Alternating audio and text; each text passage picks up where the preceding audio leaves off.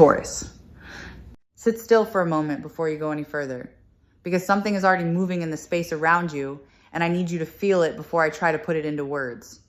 There is a pull happening right now, faint but insistent, the way a room changes when someone walks into it behind you and you haven't turned around yet. You know that feeling. The air shifts. Your attention lifts on its own. That is what is happening in the unseen part of your life at this exact moment. And the reason you found your way to this reading is that some quiet part of you already sensed it and came looking for confirmation. You've arrived at precisely the right moment. And here at Sarah Angel Tarot, that kind of timing is never an accident. Let me tell you what I'm feeling as I settle into this. Because I want you to come with me slowly rather than have me announce conclusions you have no reason to trust yet. The first thing that reaches me is not a face or a name. It's a weight. Somewhere out there, a person is carrying something heavy in their chest, and they have been carrying it for far longer than they would ever admit out loud.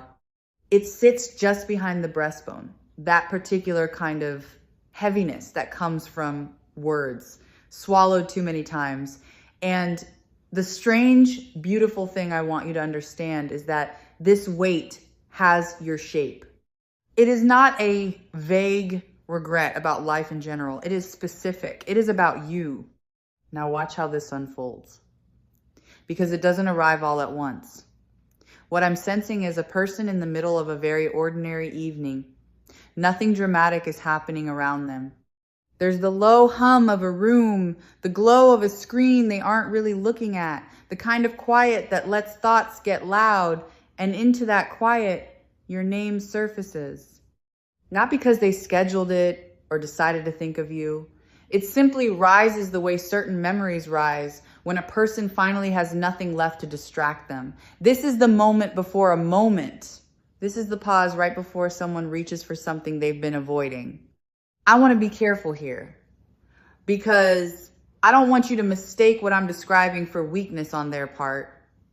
And I don't want you to feel any pressure to do anything at all with what I'm telling you.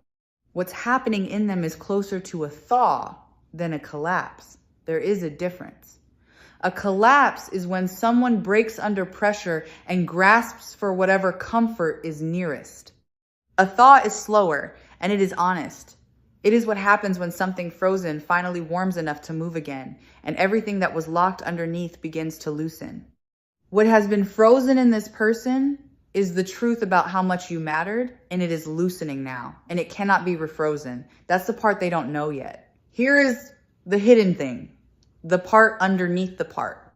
For a long time, this person told themselves a story, and the story went something like this: that what happened between you was smaller than it felt, that time would sand it down to nothing, that moving forward simply meant not looking back. People build these stories to survive their own choices. They are not lies exactly. They are scaffolding. And scaffolding holds right up until the moment the building underneath it is finished settling, and then it comes down, because it was never meant to be permanent. The story this person told themselves has finished doing its job, and it is coming down now. And what's revealed behind it is not the tidy nothing they promised themselves. It's you still standing there in their memory, more solid than they expected. Feel how your own body responds as I say this, because your response is information too. If there's a tightening in your throat, if your eyes sting a little, that isn't fragility. That's recognition. Some part of you has been waiting to hear that you weren't imagining the depth of what you shared, that you didn't invent a connection out of loneliness, that the thing you grieved was real and worth grieving. It was real. I need you to have that plainly, without qualification. Whatever doubt crept in during the silence, whatever cruel little voice suggested that maybe it meant more to you than to them, I'm here to tell you that voice was wrong, and the evidence is arriving. Let me show you the shape of what this person has been hiding, because you deserve to understand it rather than just be told it exists. There were things they felt in real time and never named. A moment where they looked at you and understood with total clarity that they were in the presence of something rare, and instead of saying so, they changed the subject. A conversation where the honest response rose in their throat and they chose the safe one instead. A goodbye that they treated as casual because treating it as final would have required them to admit what they were losing. These are the confessions. Not grand declarations. Small, specific, buried admissions that they have replayed more times than you could guess. And this is where I want to slow the whole reading down, because the word that keeps coming to me is not sorry. It's honesty. What is trying to reach you isn't primarily an apology. An apology is about the past. What's moving towards you is something that lives in the present tense. A person finally willing to be truthful about what they know and have always known. There's a version of a return that is just guilt looking for relief, and it burns out fast because guilt is exhausting to sustain. But there's another version, rarer, where a person comes back not to be forgiven but to stop pretending. And that kind lasts, because truth doesn't require energy to maintain. It only requires courage to begin. Consider what the silence actually was, because I think you've been carrying an interpretation of it that was never accurate. You may have read the quiet as indifference, as proof that you were forgettable. But silence is one of the most misread things in all of human connection, and here is what I'm being shown about theirs. It wasn't the silence of someone who felt nothing. It was the silence of someone who felt too much and had no framework for it. There are people who go quiet precisely because the feeling is too large to fit into the small, ordinary words they have available. And rather than say it badly, they say nothing, and then the nothing calcifies. And they don't know how to break it. Their silence wasn't your unimportance. It was their overwhelm wearing a mask. I want you to notice something about the direction of this whole story, because it matters more than any single detail. Everything I'm sensing points one way, toward you. The heaviness in their chest points toward you. The name that surfaces in the quiet is yours. The confessions they've rehearsed are addressed to you. In a life full of scattered attention and 100 competing concerns, their focus has been quietly, persistently narrowing to a single point, and you are that point. You didn't have to fight for this. You didn't have to perform or convince or plead. It simply became true on its own, the way water finds its level, because some connections are not decisions. They are facts, and facts assert themselves eventually. There's a texture to what's coming that I want to prepare you for, because it may not look the way the movies taught you reconciliation looks. It might not begin with a sweeping speech. It might begin with something so small you almost miss it. A message that seems to have no real purpose. A question about something trivial that is clearly just an excuse to open a door. A reference to a memory you shared, dropped casually, watching to see if you'll pick it up. This is how frightened, hopeful people knock. Gently, deniably. Leaving themselves an exit in case the door doesn't open. And I'm telling you this so that you recognize it for what it is instead of dismissing it as nothing, because underneath that small, trembling gesture is everything they've been unable to say directly. There's an object I keep being shown, something ordinary that has quietly become a keeper of memory for them. It might be a place they've been avoiding because you're woven into it, a route they no longer take, a song they skip, a corner of a room where a certain conversation once happened. Avoidance like that is not the behavior of someone who has moved on. You don't build careful detours around things that no longer matter to you. You build them around things that still hold power, things that catch in your throat if you get too close. Every detour they've been quietly making is a small monument to how present you still are. And lately, those detours have been getting harder to sustain, because the very thing they've been steering around is the thing they've started to want to walk straight toward. This is exactly the kind of quiet turning point that the reading shared through Sarah Angel Tarot exists to illuminate the moment before, the shift you can feel before you can see it. And I want to use this pause to turn the light toward you for a while, because so far I've been describing them and you are not a supporting character in your own reading. You are the center of it. So let me tell you what I sense about where you actually stand, which may surprise you. You are not the same person who was hurt. That's the thing they don't fully understand yet, and it's the thing you may be underestimating about yourself. During the silence while they were freezing and you were waiting, you were also becoming. You did the harder, less visible work of surviving something and metabolizing it. You learned to sit with a question that had no answer. You learned to hold your own hand in the dark. You built a version of yourself that no longer depends on their return for its stability. And that version of you is the one they're about to encounter. And it is far more magnetic than the one they left, precisely because it isn't reaching for them anymore. Understand the strange mechanics of what happened there, because they're worth knowing. When you stopped waiting, something changed in the invisible field between you. Waiting has a frequency. It reaches out, it strains, it fills the space with a kind of pleading, even when no words are sent. And people, even people who love you, tend to pull back from that reach, not out of cruelty, but out of a nervous system's instinct to protect its own freedom. But when you finally release the reaching, when you turned your attention back to your own life and let them go, the strain vanished. And into that clean, open space, they could finally feel the truth of what they'd lost without feeling cornered by it. Your letting go didn't push them away. It's precisely what let them come close. So here is a truth I want you to hold with both hands. Their return, when it comes, is not the thing that heals you. You already began healing when you chose to live rather than wait. What their return offers is not repair. It's recognition. It's the universe circling back to hand you evidence of something you were brave enough to believe in, even when you had no proof. The healing was your own doing.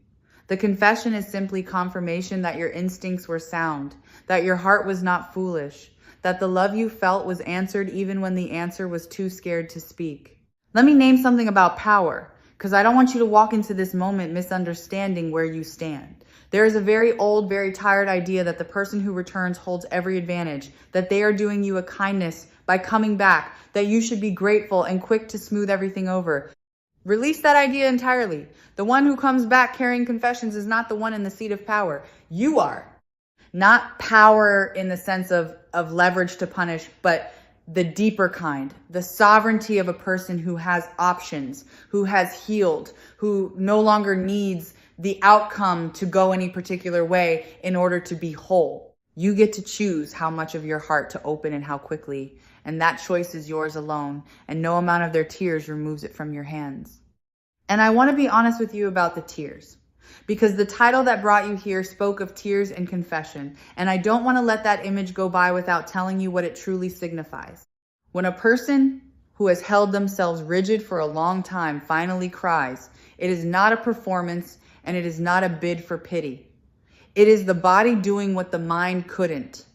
It is the physical release of everything that was held.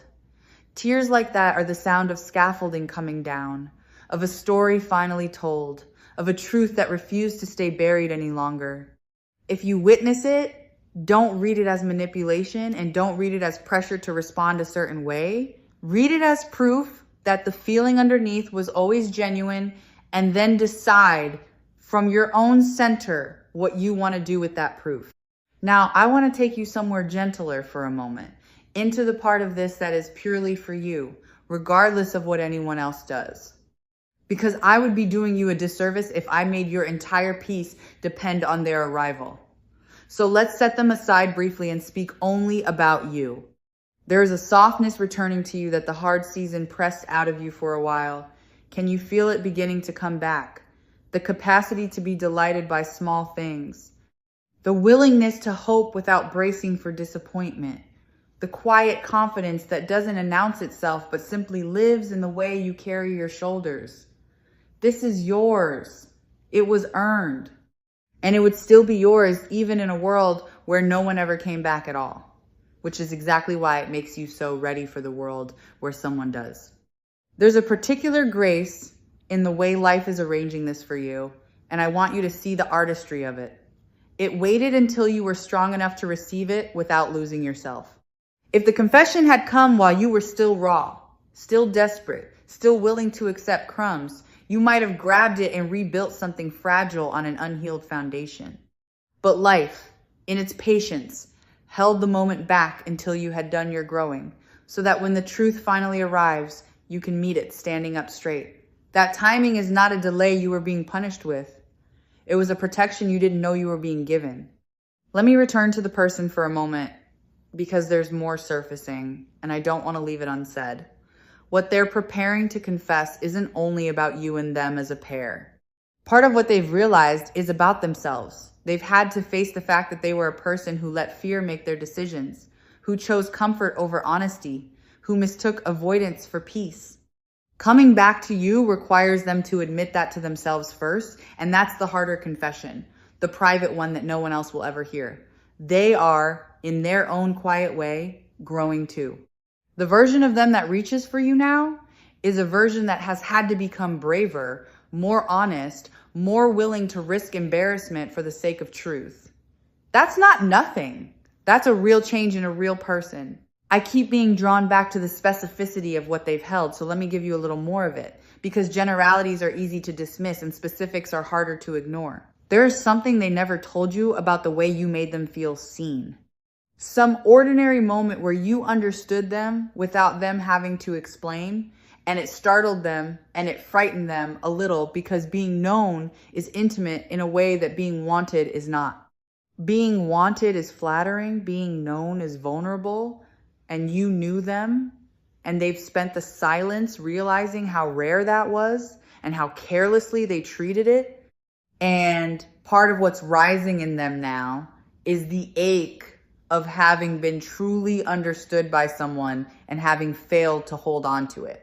Notice how the whole architecture of this is built on truth rather than fantasy, and let that reassure you. I'm not describing a fairy tale where everything is perfect and no one has to do any real work. I'm describing something better and more durable, which is two people arriving at honesty. What makes this hopeful isn't that the past is being erased. It's that the truth is being told at last, and truth is the only ground solid enough to build anything lasting on. Whatever you choose to build or not build, you'll be doing it on real ground now, with the facts finally on the table, and that is an enormous gift compared to the fog of not knowing that you've been living in. I want to speak to the doubt that I know is still sitting in you, the small voice asking whether any of this is real or whether you're just hoping. That voice deserves an answer rather than dismissal. Here's the answer. The fact that you can still feel the pull of this connection after everything, after the silence and the doubt and the effort of moving on, is itself the evidence. Connections that were never real fade cleanly and leave no residue. The ones that were real leave a low, persistent hum that you can feel even when you've decided to stop listening. You've been feeling that hum. It's not delusion. It's the connection announcing that it was never actually severed, only paused, and paused things can resume. Let me widen the lens for a moment and talk about what this whole experience has taught you, because there's a wisdom you've earned that will outlast this particular story. You've learned that you can survive uncertainty. That's not small. So many people are ruled entirely by their need for certainty, and it makes them frantic and controlling and unable to rest. But you sat in the not knowing for a long stretch, and you didn't shatter. You found a way to keep living inside an open question. That capacity is now permanently yours, and it will serve you in every future situation where life asks you to be patient without guarantees. This connection didn't just break your heart, it expanded your capacity, and an expanded heart holds more of everything, including joy. There's something I want to say about forgiveness, because the title carries that word and I don't want to leave it hollow. Forgiveness is one of the most misunderstood movements of the human heart. People think it means saying that what happened was acceptable, or that they're obligated to let someone back in, or that they have to pretend they weren't hurt. It means none of those things. Forgiveness is simply the moment you stop letting the injury run your life. It's for you, not for them. You can forgive someone completely and still choose distance. You can forgive them and choose closeness. The forgiveness and the choice are two separate things, and you hold both, and no one gets to rush either one. When the confession comes, you don't owe anyone an instant decision. You're allowed to receive it, feel it fully, and take all the time your heart requires. I want to describe the atmosphere I sense gathering around your near future because it has a quality I don't want you to miss. It's warm. There's a lightness coming that you haven't felt in a while. The kind that shows up not as fireworks, but as an easing. A sense that a long-held breath is finally being let out. Things that felt stuck are loosening, not just in this one relationship, but in the general weather of your life, as though the resolution of this held question frees up energy that was tied down and lets it flow into other rooms. When one significant knot in a person's life comes untied, the whole rope relaxes. You may find that as this clears, other things you didn't even connect to it begin to move too. Something else is shifting that has nothing to do with them and everything to do with the way you move through the world now. The people around you can feel it, even the ones who know nothing about the story.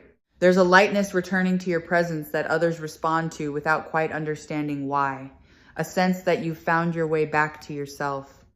And this matters for what's approaching, because the person returning to you will not be meeting the guarded, brace for impact version they might have imagined. They'll be meeting someone who has visibly flourished in their absence, and there is nothing more disarming, nothing that speaks louder than a person who healed on their own. Your wholeness will say more in a single, unhurried glance than any speech could, and it will quietly set the tone for everything that follows.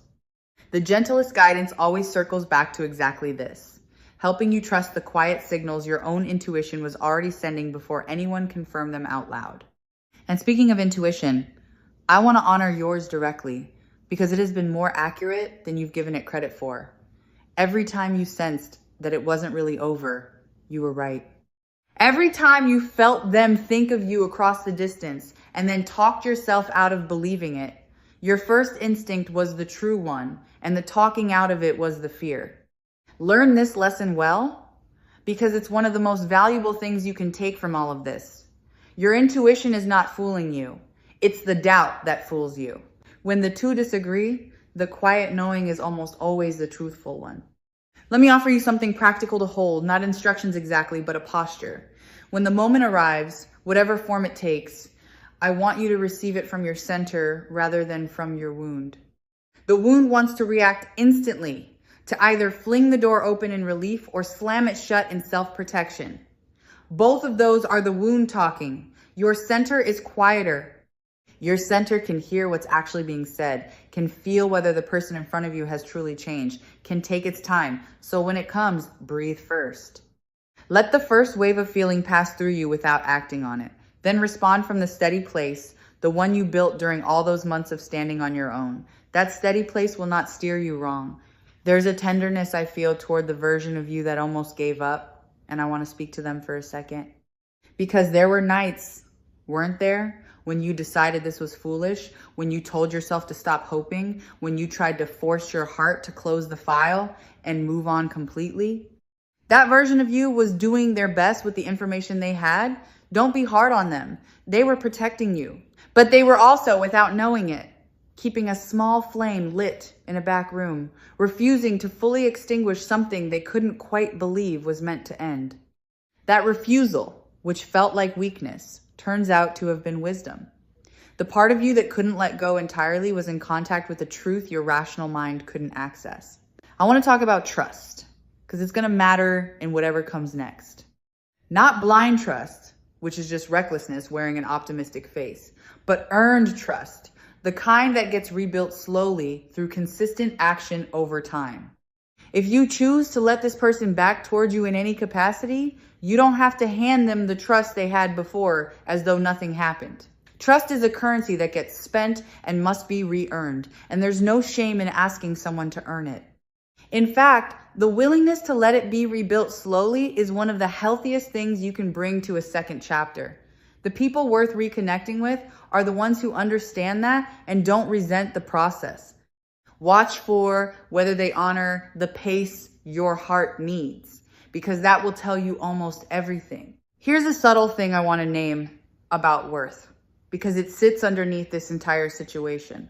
Somewhere along the way, you may have absorbed the idea that if you had been enough, they never would have gone quiet in the first place.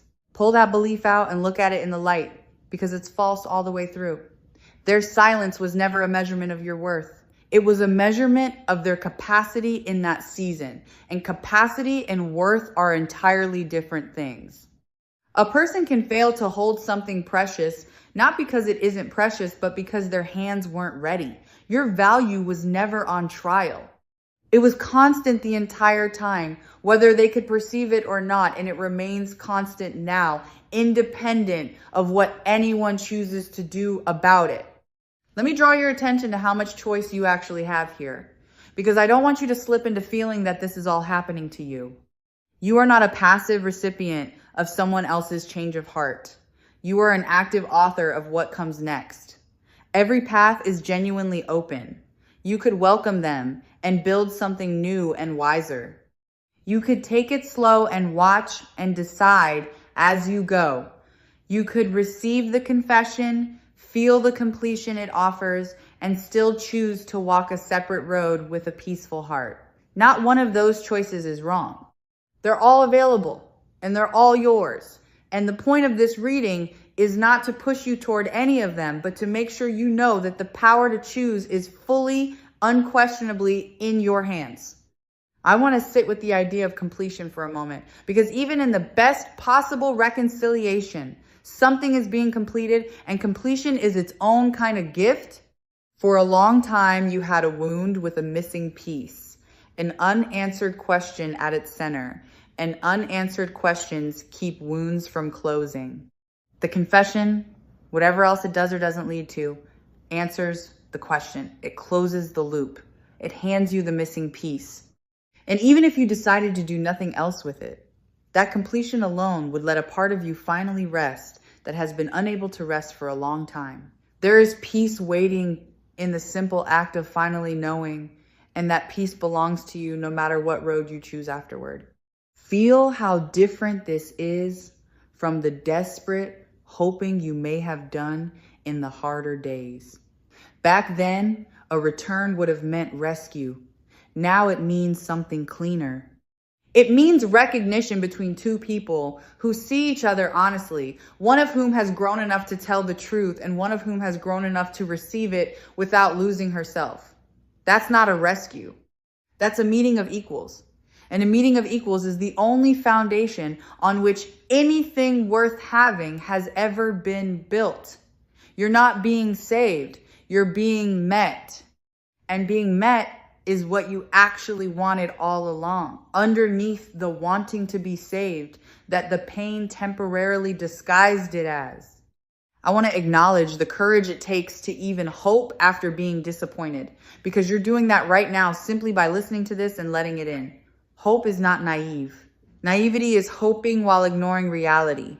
What you're doing is braver than that. You're hoping with your eyes open, holding both the possibility that this is real and the knowledge that you'll be all right regardless. That's the most mature form of hope there is, and it's a sign of exactly how far you've come. The old you hoped in order to escape the present. This you hopes from a place of fullness, as an addition to a life that's already stable. That shift alone is worth more than any single outcome. There's a quiet certainty settling over me as this reading deepens, and it's this: the truth is going to come out. Whatever fear has been keeping this person's confession locked away is losing its grip, and honesty is going to win, because honesty always eventually wins when the feeling underneath is strong enough. What has been unspoken is not going to stay unspoken. The thaw I described at the beginning has passed the point where it could refreeze. Something true is going to be said out loud, and you are going to hear it. And the version of reality where you wondered forever whether it was real is not the version you're living in. You're living in the one where it gets confirmed. And here's a small thing about how the truth will sound when it comes, so that you can recognize it for what it is. It probably won't be poetic. People who have silently rehearsed a confession 100 times often deliver it plainly when the moment finally arrives, almost clumsily, the polished version abandoned in favor of something simpler and more true. Don't wait for eloquence. The realest confessions are frequently the least graceful, because grace requires distance, and this will have none. If what reaches you sounds a little bare, a little unrehearsed, despite all the private rehearsing, take that as one of the surest signs that it's genuine. Rehearsed lies come out smooth. It's the truth that stumbles, because the truth is nervous about whether it will be received.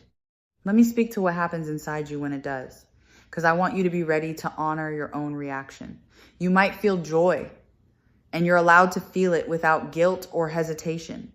You might feel a wave of old anger surface alongside the relief, and that's allowed too, because anger and love aren't opposites and both can be present at once.